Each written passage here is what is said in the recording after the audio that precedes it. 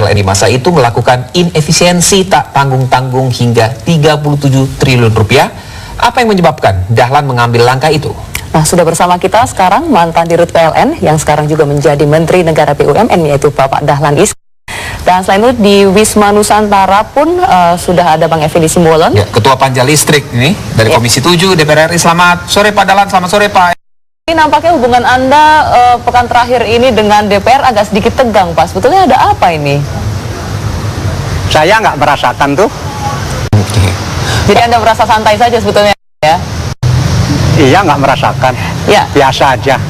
Pak Dahlan, kini muncul berita bahwa ketika Anda menjabat sebagai Dirut PLN, kebijakan yang Anda keluarkan saat itu dinilai mengakibatkan inefisiensi sehingga negara bisa saja merugi 37 miliar saat itu. Triliun? Triliun maksud saya. Sebetulnya kebijakan apa saja sih Pak yang sempat Anda lakukan sebagai Dirut PLN, Pak?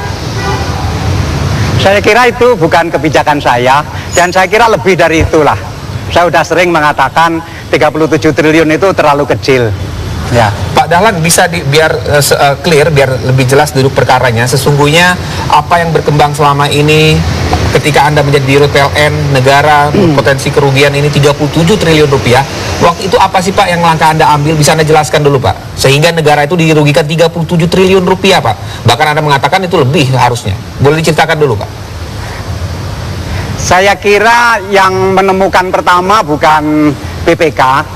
Saya kira BPK itu kan diminta oleh DPR untuk melakukan audit.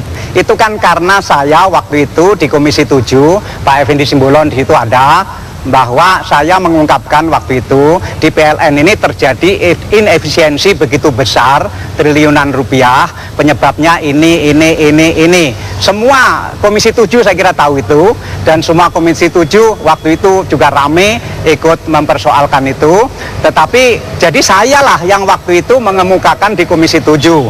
Nah, kemudian Komisi 7 bersama DPR secara keseluruhan meminta BPK untuk melakukan investigasi. Kemudian BPK menemukan itu.